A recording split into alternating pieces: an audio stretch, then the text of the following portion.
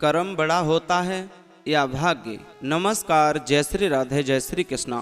दोस्तों, आज की वीडियो में हम बताएंगे कि कर्म बड़ा होता है या भाग्य होता है।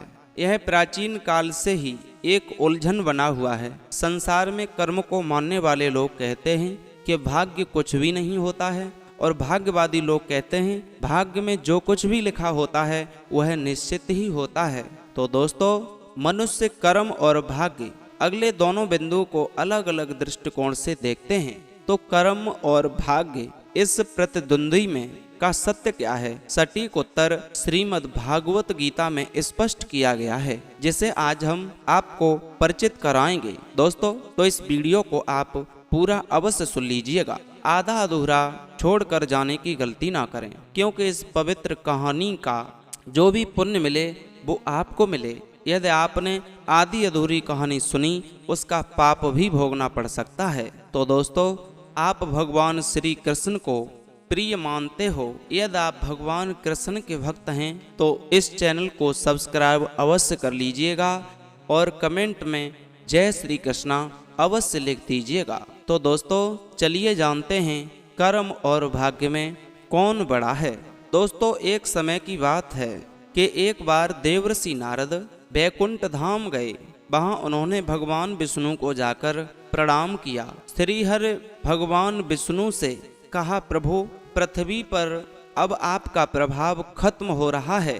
धर्म की राह पर चलने वाले लोग कोई अच्छा फल नहीं मिलता है, और जो पाप कर रहे हैं उनका सब भला ही भला होता है, उनके मजे ही मजे हो रहे हैं।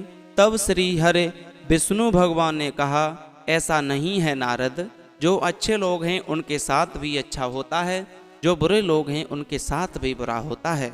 आज नारद, जो भी आप कह रहे हो कि ये सब किसके कारण हो रहा है, तो वो सब एक अपनी अपनी नियत के कारण होता है। जैसी जिसकी सोच है, जैसी जिसकी नियत है, यदि अच्छी सोच है तो अच्छा होता है, बुरी सोच है तो बुरा होता है। नारद बोले, प्रभु, मैं तो यह सब पृथ्वी लोक पर देखकर आ रहा हूँ कि पापियों को अच्छा फल मिल रहा है और भला करने वाले, धर्म पर चलने वाले लोगों को बुरा फल मिल रहा है।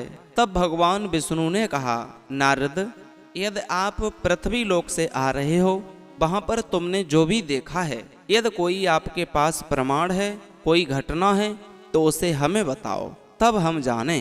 तब नारद जी ने कहा, अभी मैं प्रभु पृथ्वी पर गया, एक जंगल से आ रहा था, तो मैंने देखा वहां पर एक गाय दलदल में फंसी हुई थी, और उस गाय को निकालने के लिए, बचाने के लिए वहां पर बहुत सारे लोग तो खड़े थे, लेकिन कोई भी गाय को बचा नहीं रहा था। देख देख कर वहां से लौट जा रहे थे। दोस्तों, नारद जी कहते हैं श्री हरि भगवान विष्णु से, तब वहां पर एक चोर आ जाता है, और जो दलदल में गाय फंसी थी, वो चोर उस गाय को निकालता नहीं है, लेकिन उस गाय के ऊपर पैर रखकर और आगे बढ़ जाता है, निकल जाता है। लेकिन भगवान, आश्चर्य तो इस बात का है कि वो जब दलदल में फंसी गाय के ऊपर पैर रखकर जाता है, तो थोड़ा आगे बढ़कर उसे एक सोने जवाहरातों से भरे हुए, असरफियों से भरा हुआ एक थैला मिल जाता है। थोड़ी देर के बाद वहां से एक वृद्ध साधु गुजर रहा था। जब उसने उस गाय को दलदल में फंसा हुआ देखा, तो उसे बचाने की कोशिश की।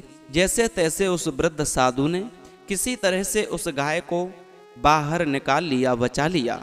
उसके बाद प्रभु, मैंने क्या देखा कि गाय जो दलदल में फंसी, उसे जैसे ही उसने निकाला, तो वहां आगे जाकर वो एक गड्ढे में जाकर गिर गया। तो प्रभु, आप ही बताइए, ये कौन सा न्याय है, कहाँ का न्याय है? नारद जी को समझाया। देवर्षि नारद की पूरी बात सुनकर श्री हरि विष्णु बोले, यह तो सही नहीं हुआ है तुम्हारे दिमाग में, लेकिन हाँ, ये जो भी हुआ वो सब सही ही हुआ। नारद जी कहने लगे, देखो प्रभु, आप भी ऐसी बातें कर रहे हो, ये सब सही हुआ। सही कैसे हुआ? जब वो चोर गया, तो उस चोर को तो जब गाय के ऊपर पैर रख कर गया, तो उसे धन की थैली मिल गई, और उस बेचारे साधु ने जैसे तैसे उसे वहां से गाय को निकाला दलदल से, तो उसे गड्ढे में जाकर गिर गया। ये कहाँ का न्याय है, ये बात में नहीं मानेंगे। उसी वक्त भगवान श्री हरि विष्णु कहते हैं, नारद को समझाते हैं, नारद उस साधु को गड्ढे में इसलिए गिरना पड़ा क्योंकि उसके भाग्य में उस समय बहुत ही कष्टदायक मृत्यु लिखी थी। इसलिए उस गाय के पुण्यों से जो पुण्य उसे मिला, वो पुण्यों में पुण्य जुड़ करके उसकी जो बहुत दर्दनाक मौत होने वाली थी वो टल गई और एक छोटी सी चोट के रूप में बदल गई। नारद जी को समझाया श्री हरि भगवान विष्णु ने, इसलिए उनको तो साधु को तो थोड़ी सी चोट लग गई, लेकिन जो चोर था उस चोर को इसलिए थैला असुरफियों का मिला, धन का मिला, क्योंकि जो चोर था उसकी किस्मत में पहले से ही बहुत सारा धन लिखा हुआ था। लेकिन उसके जब पाप बढ़ेंगे, ये जो पाप हुआ और आगे भी जो पाप होंगे, जब उसे पाप बढ़कर उसके पाप इकट्ठे होंगे तब उसे दंड मिलेगा, जब उसका पुण्य खत्म हो जाएगा। अभी तो जो उसका पुण्य है वो पाप जो भी कर रहा है उन पुण्यों में से वो पाप कट जाता है, इसलिए उसे कष्ट नहीं मिला। लेकिन जो लोग बुरा करते हैं उनके साथ अभी बुरा नहीं होता, जब उनका पुण्य खत्म होगा तब उनके साथ बुरा नहीं महाबुरा होता है, जिससे उसे मृत्यु के समय बहुत ही कम दर्द का आभास हुआ। साधु को तो स्वर्ग मिला। अब नारद जी संतुष्टि से कहते हैं, इसलिए इंसान के यानी श्री हरि भगवान विष्णु समझा रहे हैं नारद को, कहते हैं इसलिए इंसान को कर्म से उसका भाग्य तय होता है। इंसान को कर्म करते रहना चाहिए, क्योंकि कर्म से भाग्य बदला जा सकता है। कर्म प्रधान विश्व रच राखा, जो जस करहिं सो फल चाखा। तुलसीदास जी कहते हैं कि यह विश्व कर्म प्रधान है। मनुष्य जैसा होता है वैसा ही काटता है, जैसा बोएगा वैसा ही काटेगा, यानी जैसे कर्म करता है उसे उसका वैसा ही फल मिलता है। यहाँ कोई भी हेरा फेरी नहीं होती है, यह सीधा सा गणित है। अच्छे कर्म करने पर सुख समृद्धि मिलती है, इसके विपरीत बुरे कर्म करने पर दुख और परेशानियां ही मिलती हैं। तो दोस्तों, आप समझ गए होंगे श्री हरि भगवान विष्णु ने उन नारद जी को भली भांत सही से समझा दिया कि कर्म बड़ा है या भाग्य बड़ा है। इसलिए हमें कर्म करते रहना चाहिए, भाग्य के भरोसे हमें कभी नहीं बैठना चाहिए। जो लोग भाग्य के भरोसे रहते हैं वो दुनिया में दुखी रहते हैं, परेशान रहते हैं, और जो कर्म करते हैं वो आगे बढ़ जाते हैं।